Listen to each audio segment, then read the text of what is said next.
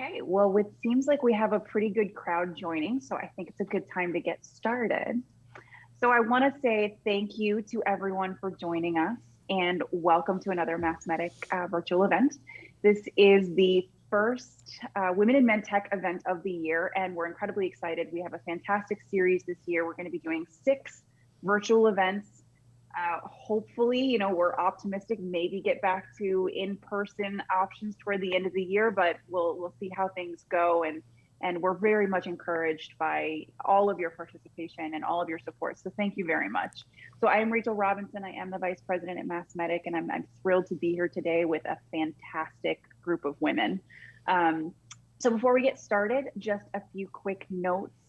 Remember to keep yourself on mute. We don't want to have any background noise during the discussion, but there will absolutely be the opportunity for questions and breakout networking at the end of the session. If you do have questions, feel free to pop them into the chat, and Holly, our fantastic moderator, will be keeping an eye on those and helping to run those at the end of the discussion. Also, we could not do this without the support of our sponsors. Medtech is an organization that relies on our partners, and we consider them friends. And I have to give a couple of shout outs before we get started. So thank you so much to our Women in Medtech series sponsors, Toxicon Corporation, the Mullings Group, and Zymedica. We absolutely could not do this without your support. And we thank you so much for continuing to give us all of the encouragement and feedback that we need to make this program possible. So with that, I am going to kick things off and turn it over to Holly Scott of the Mullings Group, who I can't sing praises about enough. She is an incredible supporter of our organization and has been with us several times on this program because she does such a fantastic job of moderating our discussions, but also of giving insight. So Holly, I'm going to turn things over to you. Thank you, Rachel. It is truly a pleasure to be here. Our firm, the Mullings Group, has 3 decades in executive search in the medtech and life sciences space, and a relationship with Medtech that spans almost that tenure. So we're just so grateful to be in partnership, and I'm honored to be moderating today with these tenured and accomplished executives. So I have the pleasure of introducing our guests, and our first guest will be Michal Geva. She is the co-founder and managing partner of Ventures. And after that, we're going to hear from Maria Bergman. She's the head of the Medtech practice at Longview Ventures. So we'll kick it off, and welcome, Michal. Hi, very nice being here. Thank you very much for the invitation. I really appreciate it. Excellent. We're thrilled to have you. Could you share with us a bit about Ventures? Absolutely. So Ventures is a venture fund that is focused mostly on digital health and selective medical devices. We are investing out of Israel and the Bay Area. We started with a big focus on medical devices about a decade ago, and over the years have shifted our gears a little bit.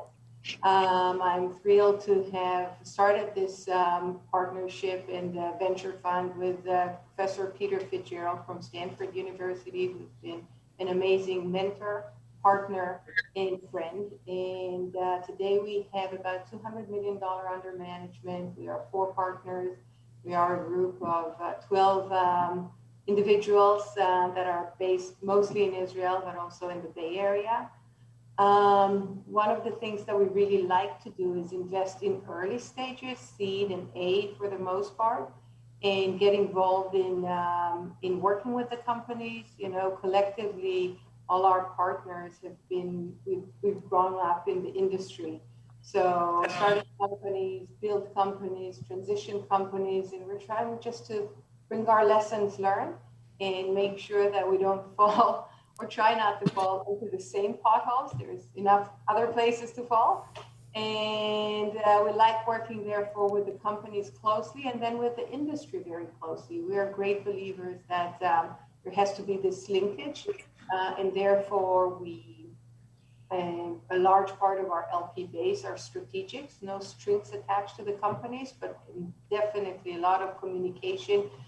Groups like Johnson & Johnson, Medtronic, Abbott, Boston Scientific, Cardinal Health, healthcare organizations like Intermountain Health, the newcomers to to the digital health sectors, groups like Samsung, Nikon, Sompo, the largest insurance in Japan.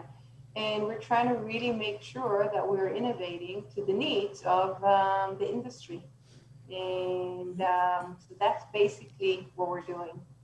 It's very interesting. You're really on the cusp of where technology meets healthcare, which is a highly touted and anticipated area, certainly these days. We appreciate that share.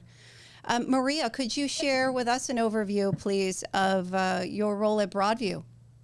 Sure. Hi, everyone. Thanks for having me today. I'm really humbled by this turnout, and it's such a pleasure to see everyone. Broadview Ventures has a lot of similarities to Tri Ventures. We also have a lot of differences. So Broadview is a Boston-based fund that focuses on cardiovascular disease across the entire spectrum of technologies and innovation. So we're diversified across medtech, biopharma, imaging, diagnostics, health IT, digital health. But we do stay very close to our founding LP's mission of cardiovascular and neurovascular disease research and development. And so we have a much more tightly concentrated focus in the sense of therapeutic area than many funds you'll meet and speak with. Similar to Tri Ventures, we are early investors. So first institutional financings is really where we focus, whether that's seed stage, Series A. We focus on translational research. So final stages of preclinical work through first in human is typically where we're funding companies at our initial investment. The other unique feature of Broadview, and I mentioned, we have a single LP. So unlike a traditional VC, all of our funding comes from a single source.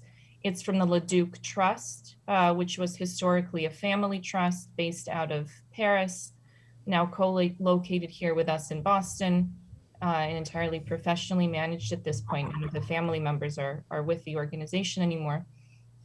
The trust has been working in the cardiovascular space since the 90s.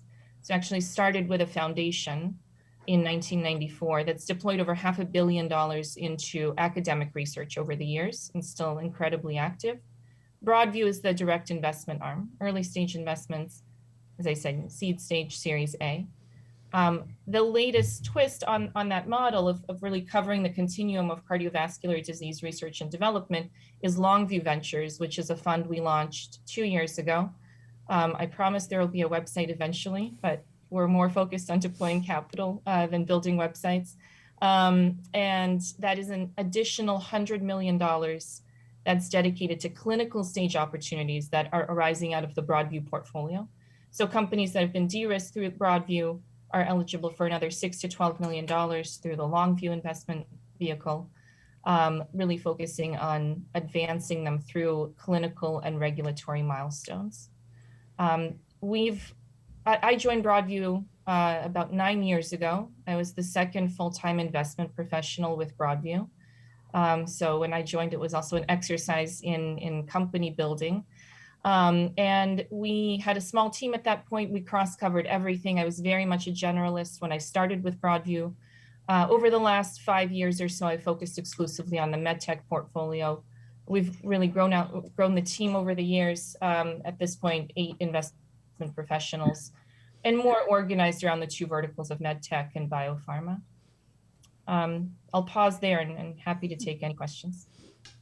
Yeah, that's fantastic. It's clear that both of you are right on the pulse of what is happening in the industry based on your vantage point. So I'm certain our audience wants to hear much about your industry outlook. And before we get to that, I would love to understand your careers a little better, because obviously the intent of our gathering today is to empower our audience as they move forward, and whether it's through financing or through building companies or through building their own careers. It's really interesting to see fascinating leaders like you and how you got into it.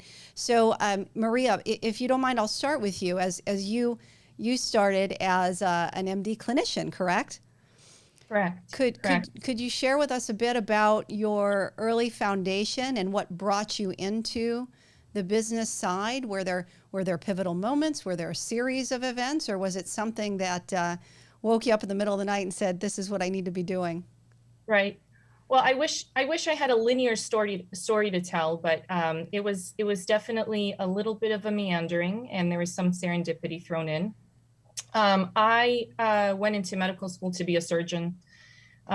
Spent all of my medical school years doing things like volunteering on the transplant team, flying around in helicopters, picking up organs, which I thought was tremendous fun, and was headed firmly down the path of cardiothoracic surgery with a particular interest in transplant surgery, dabbling in cardiothoracic pediatric surgery as well.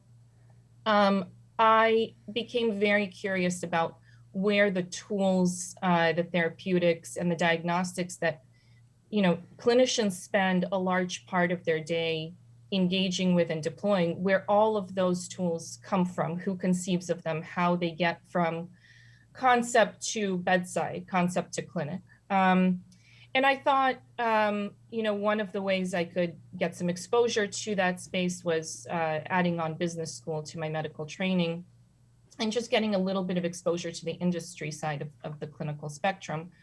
I think that really opened up sort of Pandora's box for me. And I realized that going outside of your core degree was something, for example, attorneys have been doing for decades, right? You see plenty of JDs out there doing things outside of law. When I was in medical school, that wasn't very common, and it hasn't been a tremendously long time. These are the early 2000s, so about 15, 20 years ago. I did not see a lot of MD, MBAs in industry, although my alma mater, UCLA, had begun a joint degree program, an MD, MBA program, which drew maybe 2 or 3 people per year. So it was really just kind of a minuscule experiment at that point. Of the MD, MBA cohort that I was in, I'm still the only one that has left clinical practice to go off and do something else out of my class of about 130. And so there is no blueprint. I sort of had to follow my, I want to say instinct, but it was really my curiosity. So while I was in business school, my goal was to learn as much as possible in that 2-year stretch about different sides of the medical device and the biopharma industry. And so I thought management consulting was a great way to do that, seeing lots of reps, lots of different clients, and learning about their business models, their innovation approaches. And so with that in mind, I did a summer internship, which was what initially brought me to Boston.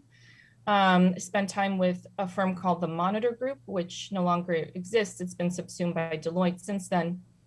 But that further just showed me how much optionality is out there. And so faced with a career in surgery versus going out and exploring with the dual degree and the management consulting now being a new option to me, I was really drawn to the optionality, and I wanted to keep making choices that gave me greater optionality rather than telescoping down to one specific, subsegment of clinical practice, which really is what surgical training is. You go from general surgery to a subspecialty to ultimately being focused on a handful of interventions, which I think is great for patients. Not great if you have, a touch of ADHD and want to do a wide variety of things. So I spent time, again, meandering story, I spent time training in surgery in Boston, just long enough so I could maintain a license as a generalist. And then I spent time in management consulting and realized that, venture as a career was something I would likely find interesting if and when I could make it into venture. Really liked the variety, that I was seeing in the venture landscape.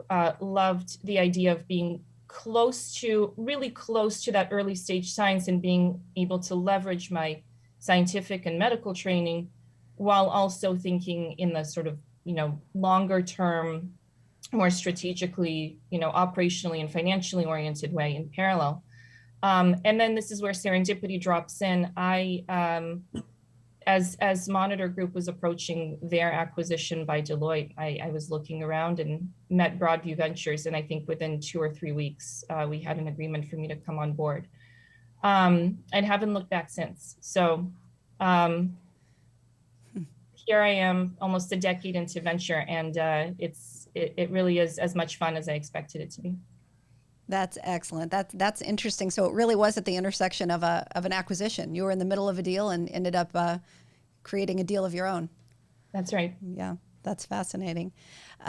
Michal, you have a tremendous history, and what I think I'm just astounded by is that you were the first VC firm, female-run VC firm in Israel.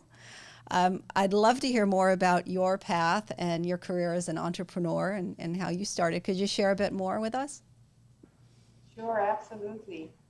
First of all, I have to say I envy Maria because I don't have an MD degree, and knowing all she knows in terms of the scientific background, I'm sure is very, very helpful. My path is very different. I actually started as in startups. I've been doing medical startups and startups in general for the past almost 25 years. Probably on my 3rd year, I, by accident, kind of got to join as a first employee in medical device startups. It was the school of my life because, as a first employee, you can just basically take a lot of responsibilities and learn the business. It was kind of the 4th startup from the same serial entrepreneur. So I had a lot of, it was a really excellent opportunity to learn, to study, and to expose myself. And I ended up working there for about 4 years, running QA and regulatory departments. But I actually had my fingers probably in every single component. When I remember when I started in the first couple of years, we basically did everything. So I was learning how to harvest beans because it was a cabbage procedure. It was a device for cabbage. And then I learned how to do the prototypes under a microscope, and there was nobody else to talk to the investors, so I would be in those type of meetings as well. So it was a lot of fun. It was first, second, and third degree in a very condensed time. And then, I got an offer about 4 years after. One day the phone rang and somebody that knew me said, "We wanted you to come and help run a company in the United States." I thought, it's like, what is this supposed to be? My husband, I had already my first child, and I shared with my husband, and he basically said, "Come on, we're going to California. This is a once in a lifetime opportunity." So we packed a 2-year-old girl and we moved to California, and there I had a really great opportunity to, first of all, expand my wings, and I ran 3 different departments: clinical, quality assurance, and regulatory. But for me, it was really an eye-opener. Israel has a lot to do with technologies, and it's a hotbed of technology, but the market is not there. We're very good in some things, but the market is simply 5 to 10,000 kilometers away. And being in the Silicon Valley, understanding a little bit more the dynamic of those businesses, meeting a lot of the people, and really even, we all speak well English in Israel, but we don't speak the nuances. We don't speak the American. And it's a cultural issue, and it's really embracing yourself within the industry. So for me, it was a very, very good opportunity to expand, to learn, to contribute. Later on, we sold those companies, but when I came back to Israel, I did a few more startups. after a while doing those 3 departments, I moved into the marketing and business development side of the things because I was intrigued by doing things I don't know. Just like Maria said, with a tad of ADHD, probably I feel like I have to invent myself every few years and doing more and new things. So I moved into marketing and business development, trying to understand better how the business side of things is working. And about a decade, maybe even now 12 years ago, I reached out to 2 people that I used to work with in California, and 2 of the leading cardiovascular key opinion leaders, Professor Peter Fitzgerald and Professor Marty Leon. Those were the people I worked when I was running that big IDE trial for in the States. And basically said, why don't we do something together? Why don't we try to not just bring capital to companies, but kind of help those entrepreneurs get closer to the market? When I started Try Ventures, I didn't think very highly of VCs, and I didn't really want to even start a VC. That was not in my cards. But I did want to bring the international flavor to where I live, which is Israel. And I said, what are the things that are missing in Israel? On one hand, we have great entrepreneurs and great technologists. But on the other hand, as I said, the market is very far away. So how do you bridge it? You bring people like Peter and Marty to work with the early stage entrepreneurs and really make sure that we get off on the right foot. And more than that, I really wanted to bring the international flavor, and that's why we ended up also having a lot of strategics. But money, it was like we have to work on management, on market appreciation, understanding how to bring things to the market, and money. Those were the first slide of the need. You know, every startup or fund starts with the need.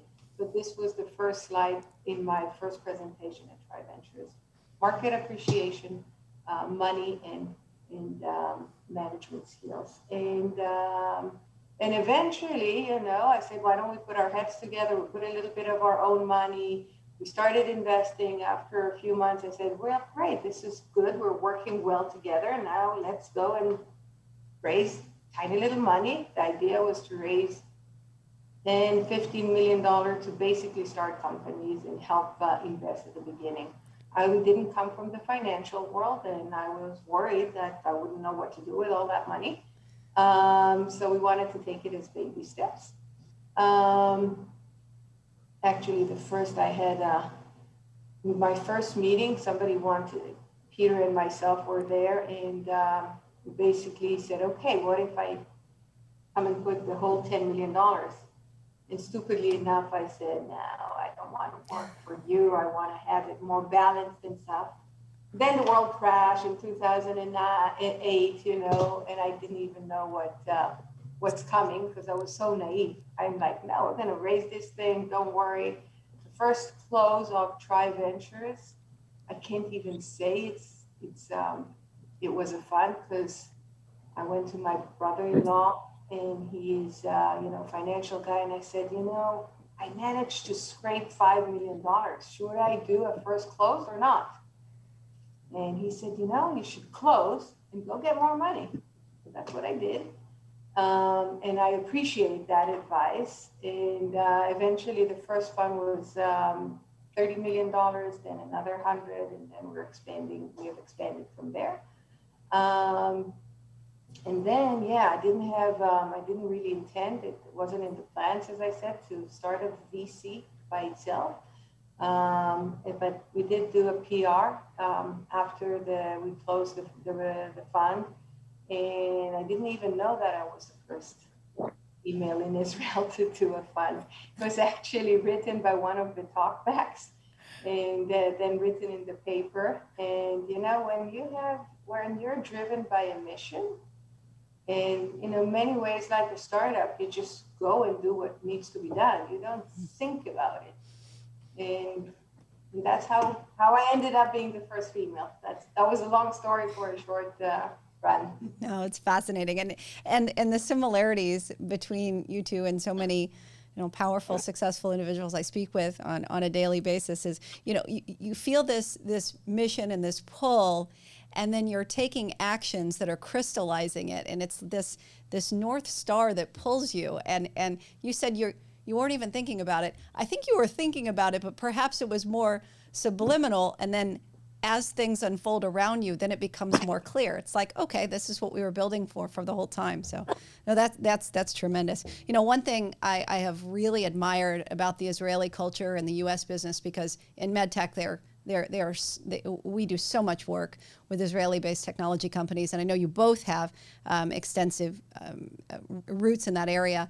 The mentality of being fearless about failure, to me, is incredibly admirable. And I wish for all of us in the audience that we can empower this at an individual level, and also for our industry to empower that failure doesn't necessarily mean all of the negative things that we tend to have a connotation with it as. Failure is the less than optimal outcome. I'm curious from you both, and maybe we could start with you, Mikal. What lessons have you gathered from that mentality, and has that helped you bridge business with the U.S. or empower perhaps some of your U.S.-based companies, or even personal lessons that reluctance to be fearful of failure? Well, first of all, Holly, you're right. This is a very important part of the Israeli culture. Failure is not, it's part of life, right? And I think this is one of the reasons why we have so many entrepreneurs and so many startups. It's, startups is a roller coaster. You really need to make sure that you have the guts, and you really need to make sure that, it might fail, because eventually most of the startups do not get to the finish line. Mm-hmm. And in Israel, it is true. We fall. I always think about it like monkeys climbing up the tree, and then you just climb one branch, and maybe it succeeds and you go ahead, and if not, you just fall down and go back to the tree and try another branch. And that's why, when we see about 700-800 startups a year, about half of them at least are Israelis. Most of the entrepreneurs are serial entrepreneurs. Not all their startups have been successful, but I think in general, from the failures, from the things that did not work very elegantly or very fast or didn't work at all, we've learned so much more than the ones that are just crazy success. Sometimes we see entrepreneurs from medical as well as from the tech. In tech, you see it more often where they came up with something, and in 2 years they sold their company for gazillion money amounts. And eventually, it has obviously a lot of pluses, but that could also have minuses, because you think it's just going to be easy the next time. I think that just like when we're doing a clinical study or an animal study, if it works well in an animal, we're all happy. But if it doesn't work and the study does not work as we expected, we go and we dissect it from every different direction and make sure that we learn. So from those failures, I think we can learn a lot. And taking this risk is important. And you were asking Molly about a personal experience. I just told you how I started Ventures, and I can't tell you, when I started the business, I was in startups, right? And I said I have to learn a little bit from the other people. What I learned from running 5 different departments in startup is very different than what you need as an investor. So I went and talked to a lot of people and really engaged myself and said, hey, teach me what I don't know. And a lot of people basically said, maybe it's not a good idea. Maybe, it's not the right time. Maybe you need more experience in that. Maybe whatever. And I could be very easily persuaded not to start this business. And I'm sure I would have missed an opportunity. So sometimes you need to have the guts. You need to be able to take the risk. Need to be able to deal with the situation socially, financially, career-wise if it doesn't work. But I have in my desk in the office a little postcard that I look at it every day, and it says basically, what would you do if you knew you couldn't fail? Now, we will fail for sure, but if we won't try, we will never know, because we won't know if we could really succeed. So I have this kind of like, think about it like a Post-it just next to me, next to my computer, and I look at it every day. Thank you for that. That's great insight. Maria, any thoughts along these lines in terms of the mindset that you have seen help others, help companies, even help you personally when it comes to outcomes, taking risks, and empowering perhaps the ones that were less than optimal? Yeah. Well, I can't top Michelle's answer, because she's so embedded in the sort of Israeli, of course, culture and ecosystem. I will say, we see probably a few dozen opportunities coming out of Israel every year. The speed of innovation, the fearlessness of the innovation happening there is really incredible. The sort of the willingness to think out of the box and to really take risk at the initial, even at the concept level, is really incredible. And look, I have two Israeli portfolio companies, and I've worked a lot with the Rad Biomed incubator over the years. And one of the lessons that I think I've learned from that ecosystem in general is there's a unique focus on mission critical data generation. And what I sometimes see on the US side of the ecosystem is a criticism of certain Israeli startups, of many Israeli startups, that they're maybe too capital efficient, that by the time they're ready for what they consider their Series A, US investors are often looking at them and saying, well, that's not a company yet, right? It hasn't been built out, the team isn't there, or maybe the regulatory strategy hasn't been well-defined or really polished. But they're coming to us with an incredibly efficiently generated, de-risked, whether it's prototype or molecule or biologic or whatever it is, with data that's really been achieved on a timeline that I rarely see outside of the Israeli ecosystem.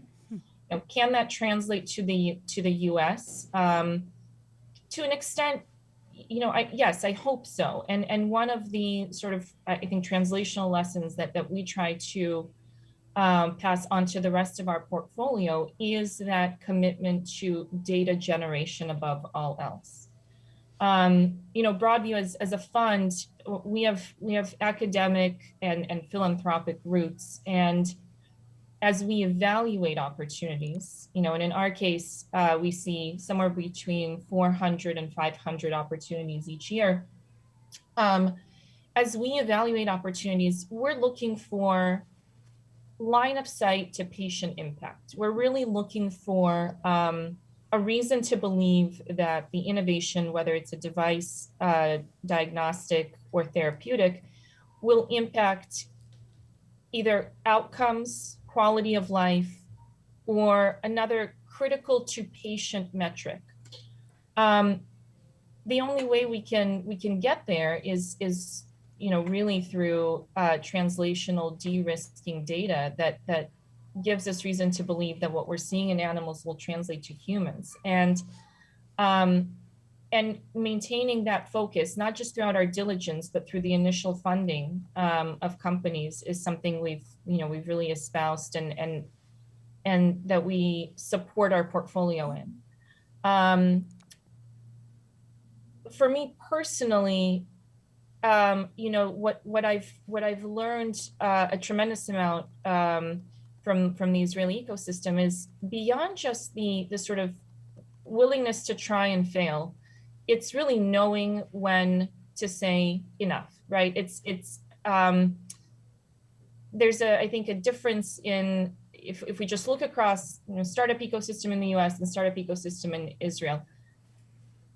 In the US, there's, I think there's a willingness to try, and if something doesn't work, to re-engineer, reconfigure, try again, and try again. And occasionally that results in startups that have been around for many years, sort of working away at their technology, maybe not occasion, and this is, these are individual examples, but occasionally you'll see startups not making tremendous progress, but that reluctance to say, you know what, this isn't working, and setting it aside.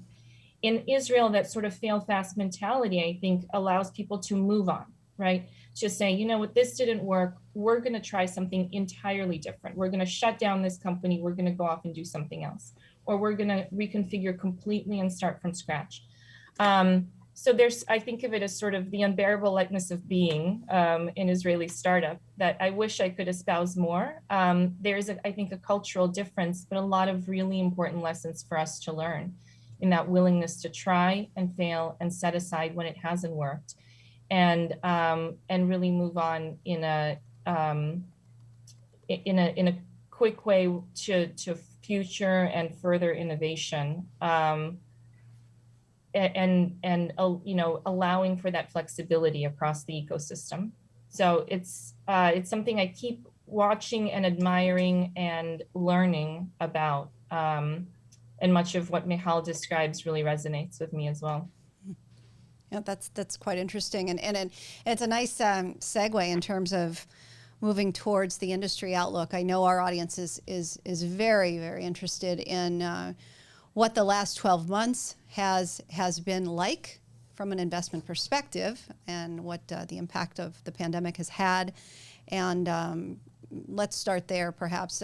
And Maria, since you're still on screen, let's go right there. What impact has the pandemic had, perhaps, on diligence and cadence? And maybe we could start with, a year ago, right? We were down the street from the Biogen epicenter at this exact time, and the world changed within several weeks. So how did the investment community, how did you and your firm manage through that? And where are we today versus where we expect to be? Sure. I think it was March 9th or so that we had our last in-person meeting around the Broadview boardroom table. And we were really bracing ourselves for a rocky couple months. Naively at the time, we thought, a couple of rocky months, right? It's really amazing how, even as a life science, ecosystem, I don't know that any of us realized that this could be on the scale of 12, 18, or 24 months. But at the time, as we were taking stock of things, our first priority was really to pause and take stock of the portfolio and make sure we were supporting our existing portfolio companies through what we knew was going to be a tough stretch. So we focused on companies that were short on cash runway, that may need bridge rounds to make it through what we expected would be a delay in fundraising, delay in ability to execute on their next milestones. So really inward looking period, March, April, high degree of focus on existing portfolio. And we did. Look, I have to admit, we paused on new investments for a 2 to 3 month long stretch there. What we saw in the ecosystem around us, and what I was pleased to see, is deals that were underway. And we had, in our portfolio, probably 4 or 5 significant financings that were in final stages of diligence. These were sort of the $20 to $40 million Series B, Series C rounds that were on the brink of closing. And what we saw was actually most syndicates hung in there. So most of those deals came to fruition. They closed. Pricing was an issue that started coming up immediately, right, in March and April. And there were plenty of times that that deals were recut or renegotiated, but ultimately companies got funded. And there was globally, I think, a surprising lack of, shying away, or there was a lack of, funds walking away from commitments already made. So that was great to see, and I think just really encouraging for the whole ecosystem, that venture funds stayed true to all of their commitments, and funding proceeded as expected. Over the course of the year, what became really palpable to us was, I think, twofold. One was that given the global uncertainty, right? And I think everyone who's listening in probably saw the same, really not knowing how the public markets were going to unfold. There was to us a somewhat surprising and encouraging influx of capital into the private markets. And so we've all seen the same press releases, but lots of new funds closing this year, right? Lots of new venture capital funds being raised. And so capital availability to startups, really, I think, being encouraging. On the other hand, deploying that capital, at least for us, I'll say, became a little more challenging. And this is where, a lot has been said about the human interactions and what we're all missing in this environment. As I think back on 2020 and the deals we completed, disproportionately, those deals happened with companies that we already knew well pre-pandemic, where we had existing relationships with the founding teams, or we'd had a chance to diligence them and meet them prior to our all virtual work model setting in. And at the syndication level, I think disproportionately people are working with funds and partners that they've worked with before and who they know well. And I think that has been for us the biggest impact. It is very challenging to, I think, start new relationships in this environment. As much as we've all done,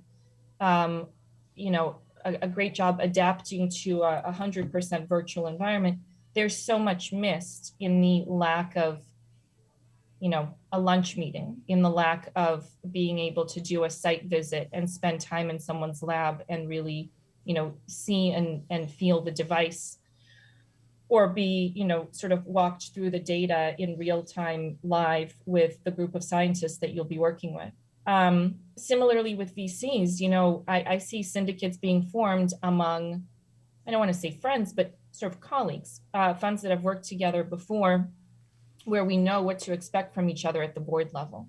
So there's an insularity that I think has set in, and that I really hope to see lifted as more of us are vaccinated, as we start to come back into a real life way of engaging. So that's been more challenging for us, and I'd love to hear from Michal how that's played out on the Israeli side of the ecosystem, given that Israel's a very tight-knit community, and I hear an almost fully vaccinated community now, which is impressive. Yeah, it's actually really interesting. A lot of the things that we saw here, Maria, are we felt the same, just like you're describing. At the beginning, we paused and we helped our companies. Later on, we focused on companies we knew from the past. But I have to say that in the last actually 2 months, we closed on 4 new deals, which is a lot for a fund, and all companies that we haven't met in person. So for us, it was really not trivial. We were trying to wait and wait and wait. But we eventually did that. Some of them are, a lot of them are US-based companies. Mm-hmm. But it was, we had to kind of sharpen our reflexes a little bit more than the usual. We spend a lot of time with them. We've done a lot of diligence on the team and on the circles around. But we did jump into the water and started doing things that we weren't used in. If you would ask me 6 months ago, I probably would say, no, it's really hard for us. But one of the things that is interesting, we're all adaptable creatures. We are all, and people are, and businesses are the same. We have to reinvent ourselves. And maybe an interesting angle about what happened to the industry is not only from the finance department and spectrum of things, but actually what have happened to the industry as a whole, and what happened to the digital health industry, which in my opinion, 2020 is a tipping point for this sector. So just as a reference, we were the first investors in Israel to start investing in digital health companies. I remember in 2011, we did a course, 500 people showed up. We talked about trends, and in one of the sessions, we called it When IT Meets Empty, Medtech. And people thought that we're completely crazy. Think about it. It was when the first iPhone more or less came out, just a couple of years after. We were not adapted to consuming so much on our mobile and with data. But we felt things were moving along. And what we've seen ever since is an incredible change. Data is the new oil. Healthcare has a lot of data. Israel, it happens to be that Israel was the first country in the world to transition from analog to digital, from paper to paperless. And in the past 25 years, we've had all our electronic medical records digitalized. Lab tests, genomic tests, imaging, everything is digitalized and everything is kind of under one roof. So think about, we're sitting in Israel on a hub of amazing data. And with data, if you have, one of the things that we're also seeing the past several years is a huge tsunami of talents coming from the tech side into this sector, saying, guys, we know how to deal with data. We've been doing it in cybersecurity and cloud computing and all those techie more things. But if you give us data and you tell us what we need to do, we'll just do it. So we are really enjoying all over the world, I think. I feel it very much in Israel as well. We're seeing more and more entrepreneurs coming in. And as a result, more companies and more funding. And I think all of that was just a promo to what happened this year. And this year with the pandemic, I think, first of all, we have to understand, COVID didn't start anything, okay? Digital health was projected to increase by fivefold from $100 billion business to $500 billion business in the next 5 years, okay? This was projected at the end of 19, just before COVID. What COVID has done is expedited a lot of things and shaved probably a decade of hard integration, of uphill battle to a conservative kind of sector like healthcare. Because when CMS all of a sudden releases earlier this year or last year, 80 new codes for business models, meaning that you can go see your doctor and get paid the same if you're doing it on Zoom versus in the clinic, that opens a whole new kind of business models, right? If FDA allows you to do your clinical trial monitoring or even proctoring online, and we have companies that are doing all their clinical studies with somebody virtually in the room, making sure that the device is implanted the right way. If this is now an enabler, the sky is the limit. And I think what we've seen as a result is not just a lot of new companies coming in, but business models that have been validated and companies that are much quicker getting to meaningful business. We've seen not less than 14 different IPOs of native digital health companies in the last year and a half. Think about it, for many, many years I've been asked, who's going to take the lead on this revolution, right, in healthcare? Is it going to be the healthcare organizations, the medical device, the pharma companies, the traditional kind of healthcare groups? Is it going to be the tech? We saw a lot of acquisitions from Amazon with PillPack and Google, and Samsung have been acquiring technologies. Is it going to be the tech groups? Or is it going to be the startups? And I remember just 2 years ago, I was asked on the stage and I literally said, I don't know. probably it's going to be a combination of all of those things. This year, 2020, with seeing companies, for example, like Livongo, right? They went public a year and a half ago, did a $3.5 billion valuation. Last year got to $15 million valuation, and then merged at the end of 2020 with Teladoc, that also became, just in the last year, a meaningful company, and they merged and they're now trading at $30 billion, for example. All of a sudden, companies like that and others, American Will and many others, digital, are now becoming not just unicorns, but they have to go shopping. So they're going to be the next buyers of those underlying companies that we've seen. And I think, the combination of those companies, of course, there's tons of SPACs coming out. There's a new flood of money coming in a different way to this sector and in general. Together with a lot of movement. If you see at the last year, at the end of 2020, Fortune 500 companies, you'll see the 10 biggest companies, 9 of them have businesses in healthcare. So, I think people understand nowadays what we use. Maria and I had to teach a little bit how my mom could get on Zoom and see her doctor. A year ago, people would say, it will take a decade. Today, 50% of the activities in the United States are done in telemedicine. And I think telemedicine will get to the next level soon with much more data, much more personalized, much more efficient way to do things. And we'll see this kind of industry, I think, continue and expand. So this is definitely one of the trends that I also see as a result of the pandemic. That's excellent. And that's also from what you both have shared.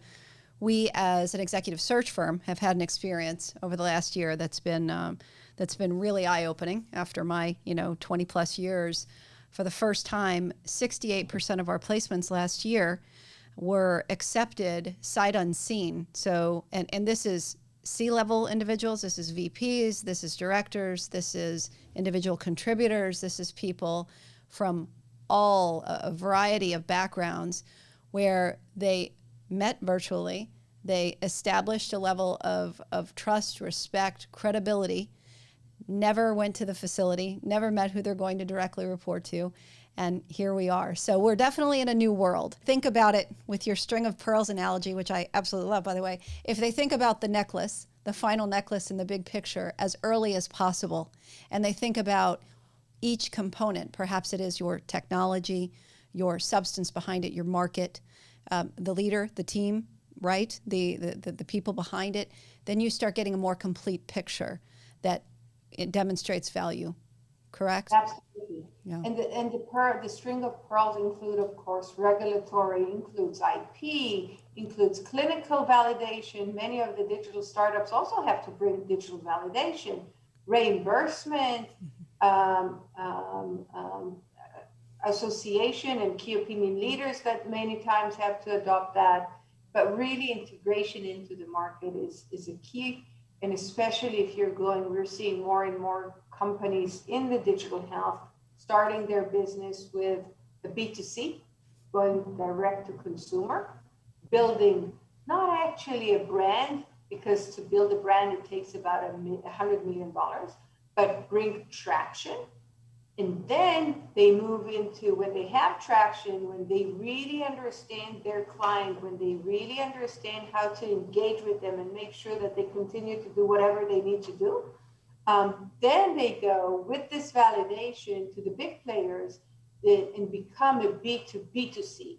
And the partnership moves from a B2C, the people that are paying are not only direct to consumer, but actually businesses like providers, or more often insurers and payers. But I think this kind of throwing yourself with a B2C at the beginning into the market makes you sharp, makes you understand your customer much faster, and make sure that you have a product market fit at an earlier stage.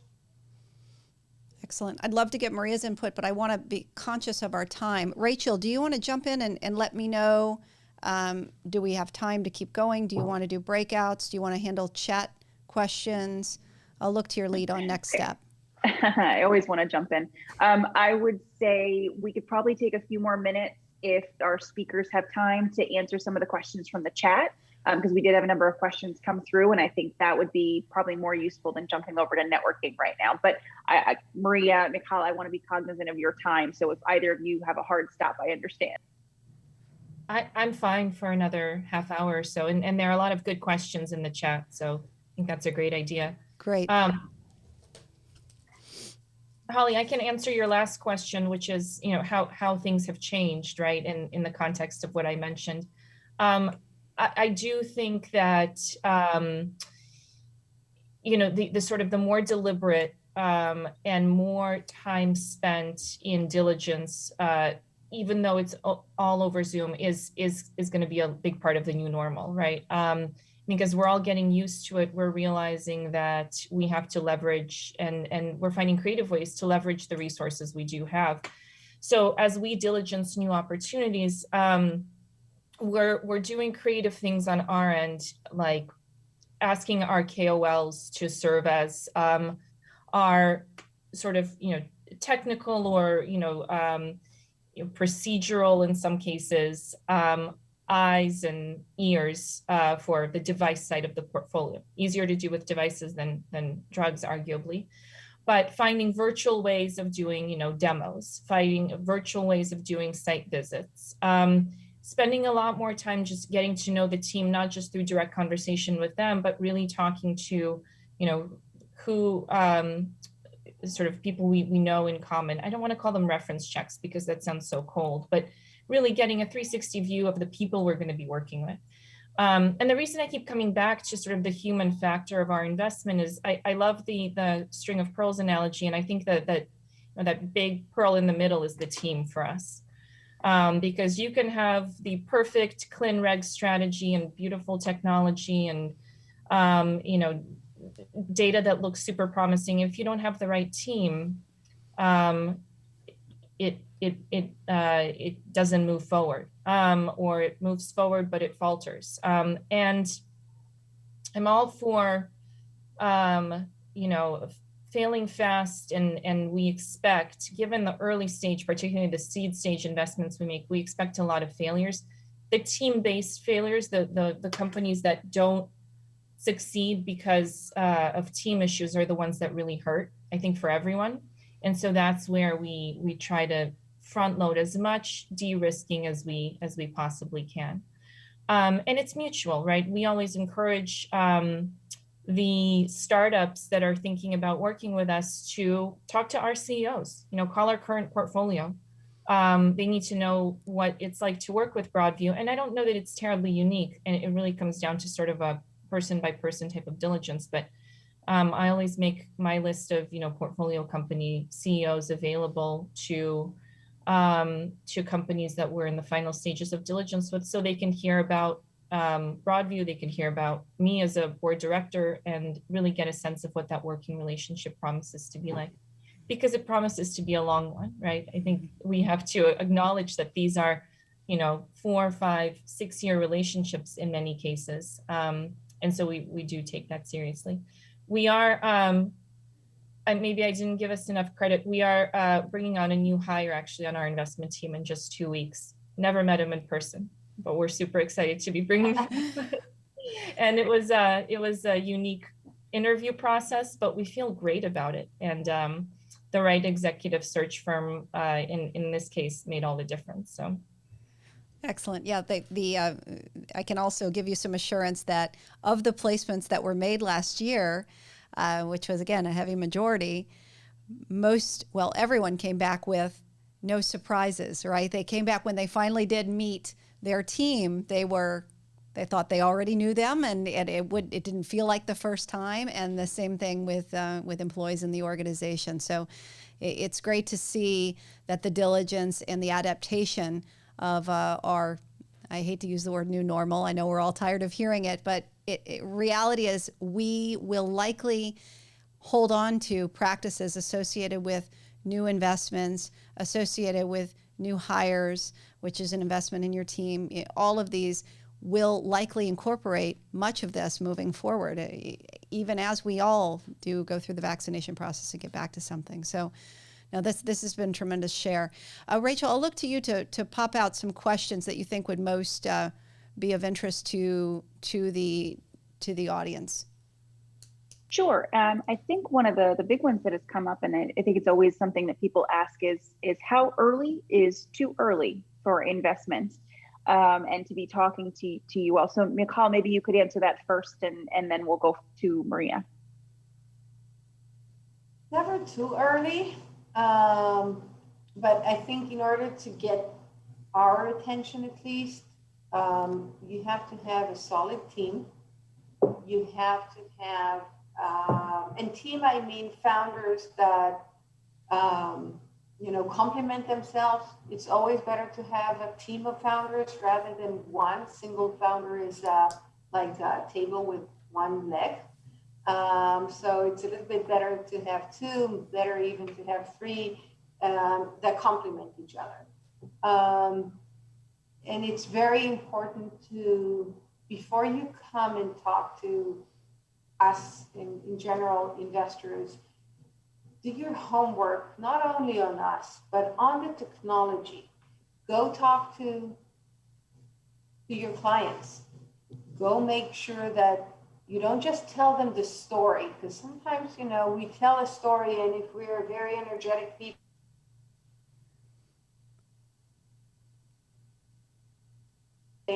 remember when you're doing your investigation of the market, God gave us 2 ears and 1 mouth. Yes, we want to tell our story, but remember that this should be a ratio. When I started, just told you earlier, when I started Try Ventures, I wanted to learn. I went to people and I said, guys, I don't know this space. You know it much better than me. This is what I'm thinking. Tell me where I'm going to fail. Tell me what is wrong. Don't tell me just, oh, it's great. It's so much easier to tell somebody, sure, it's great, and then get him out of the room and say, well, we'll see if he manages or not. But sometimes if you really connect with people and, show your vulnerability and ask them, what do they really think? Where is it going to not work? What are the challenges? Where should I spend my time? It is unbelievable what people are really willing to tell you, which is the truth. Sometimes we're just getting so excited and telling and sharing our story. And, I learned that if I speak a lot in a meeting, it's probably not good, even if I'm presenting the company or my own fund. People want to share their ideas. We just have to help them get it. And the feedback is tremendous. So if you go and make sure you do your homework, make sure you talk to many different industry players and validate it. Then make sure that you have whatever you need, the talent, access to data, if that's part of the component. Make sure you have some kind of validation of your story, not just a PowerPoint and here we're going to conquer the world, but how we're going to do it. What does it need? What does it require? And some kind of a proof of concept or validation. I think it should be especially if the need is big. Make sure you're not doing incremental things. The world today, in medical devices, it's very clear, and maybe Maria could share with that. I remember we used to see a lot of tiny little incremental changes, whatever, in the days of stents, right?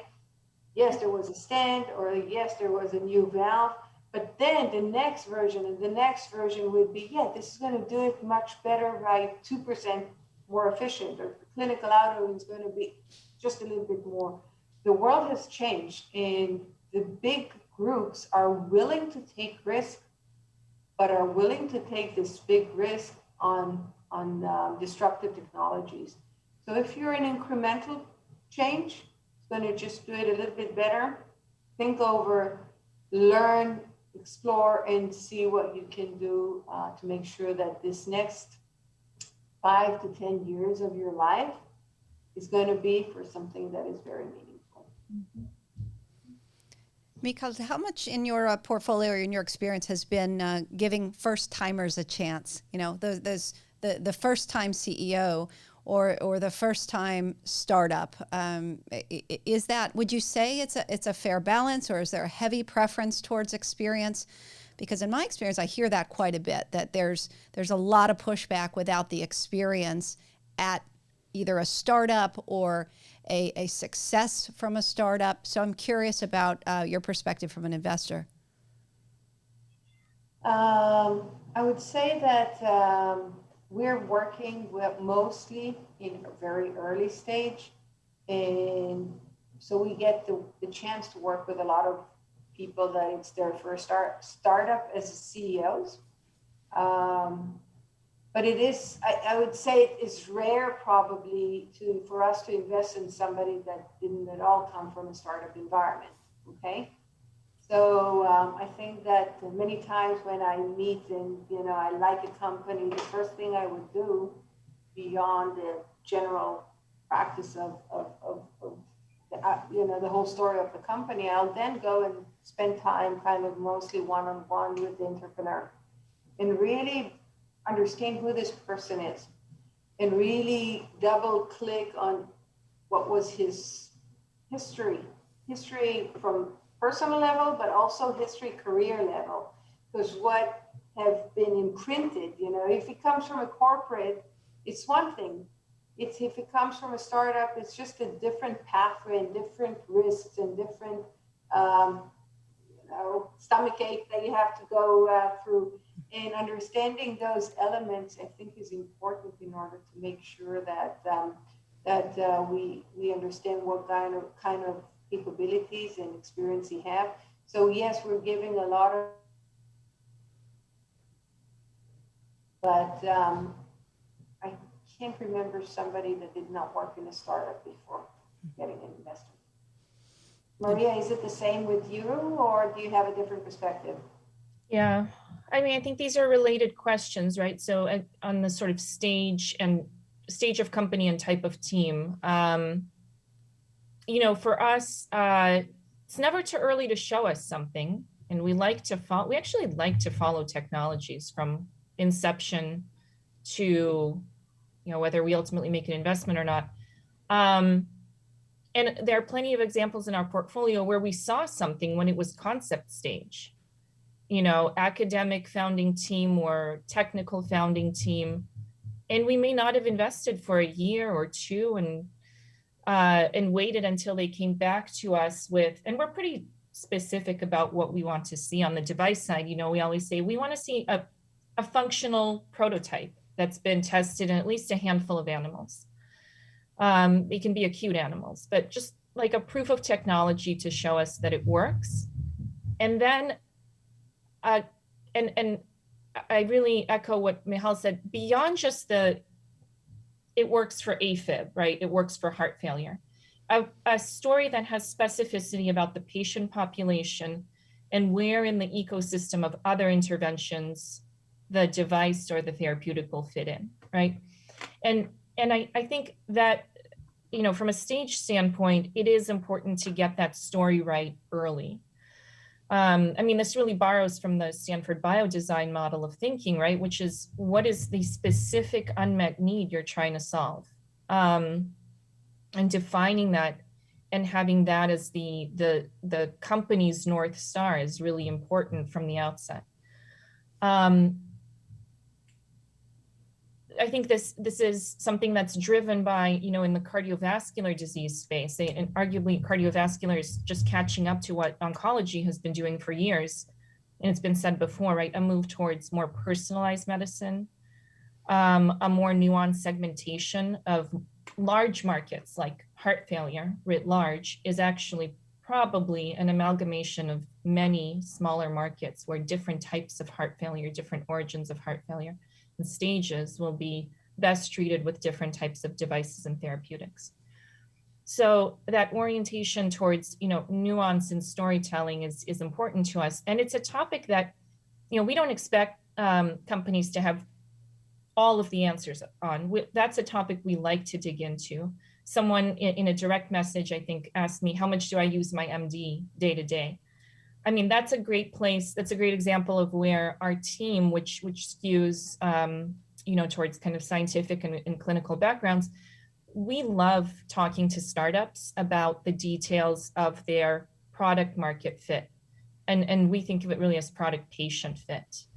And we see that as a really collaborative process. And many of the companies in our portfolio have evolved that thesis or that hypothesis over the course of their company's lifetimes. So it's never too early to show us something. We do look for, proof of technology or semblance of preclinical proof of concept before we'll take the plunge and do, real intensive diligence towards investment. And then on the team front, because of that early stage, we are investing in a lot of founder-led teams. I don't know the exact ratio, but probably, maybe a third of our initial investments are first-time CEOs. And in a lot of cases, they may not have come from a startup previously. They may be coming right out of academia or engineering or, other, or in some cases, industry. What we look for is really openness to team evolution. And when I say that, everyone hears like CEO change, right? And we mean so much more than CEO change when we say that. What we're looking for is openness from the founding team to adding additional expertise, building a strong, team around the founders. And yes, I think it's rare that you see C-level management and, particularly CEOs who can take a company from concept to exit, right? There are different skill sets that are needed at each stage of company evolution. And so we discuss that openly and early when we meet companies, testing for, openness in that regard. We do a lot of team building, and we have plenty of examples where the founding CEOs transition to other roles in the company as they, for example, went from preclinical to clinical stage or clinical to commercial, allowing someone who is really expert at running that stage of a company and getting the company to ultimately to exit or to the next step of their evolution. Hopefully, Holly, that answers your question. I know I covered a couple there. I think that's excellent information. And I think from both of you, I heard that you're open to providing counsel early on. So when someone comes to the table and they're lacking components of what would interest you, you're giving them that open feedback at the time. Mm-hmm. Absolutely. And maybe, I don't know how much time we do have, but if we're talking about leadership and we're talking here in a women forum, you mind if I say a couple of words about that? Rachel, that's Please fine. do. So the next question I was going to ask is, how do we get more women into this space? So take it from there. Oh, great. So, there is no secret sauce here, okay? I think that sometimes women think different than men. And if we believe in ourselves, and we know exactly from A to Z what needs to be done in a role, we will apply. But if we're not, and we don't know everything, and we know only 80%, we'll go and try and learn more rather than throw ourselves at an opportunity. I think men just are wired a little bit different, enough for them to feel comfortable with the buzzwords, and then they'll say, yeah, we can do that, okay? I know it's a little bit illustrative and I know it's exaggerated, but take this as a concept, and I think that we should just believe in ourselves. We need to make sure that we throw ourselves at opportunities, because if we're going to be there and wait for the opportunities to come to us on a plate of silver, every once in a while they will come, but most of the times they won't come to us. We have to take the responsibility. I always tell my kids, don't wait for somebody to give you the responsibility. Responsibility is something that you take. Even if your role says this, do this, but try to get more and do more, because what made my career where it is the width of my shoulders. I try to just do more and take more responsibilities and take more risk, and make sure that once I take the risk, I surround myself with very, very strong people, many times stronger than me. That's what I did when I started Tri Ventures. I surrounded myself with amazing people that I could learn from. This is what I did when I moved to the States and I all of a sudden had to run 3 departments, and believe me, I didn't know good enough, but I hired up. I really hired up to make sure that I stand on stronger people's shoulders. And if we have the gut to make sure that we do those things, engage with and take risk and engage with people that could teach us and be better than us, I think the opportunities that we take could be very, very exciting. I am very proud to say that within our organizations, we have 4 partners. 3 of them are women. We have 3 or 4 CEOs in our portfolio companies, and probably, I didn't do my homework well enough, so I can't remember, but probably maybe a third of our companies have female founders in the teams. So definitely a lot of the opportunities are out there. But we do have to throw ourselves and make sure that we're proactive and not waiting for somebody to call us or to give us more responsibility or to open the door for us. Let's do it, and the secret is in your hands. The secret is in take control of your destiny and just do it. Just like the Nike says, right? Do it. Exactly. That's awesome. Don't be afraid, right? And about the outcomes and try to just put one foot in front of the other and go for it. Rachel, any more Absolutely. Good questions for us? I think we're unfortunately running right up on time. I think we could probably continue this conversation for hours, which is why we will be doing these 6 times this year. And we would welcome both Maria and Michal back anytime to continue this conversation. So let me just say thank you. Thank you to you both for joining us. Holly, thank you for guiding an excellent discussion, and as always, in infusing your wisdom in there as well. I cannot say thank you enough. This has been just so incredible. So kudos to you all. Thank you.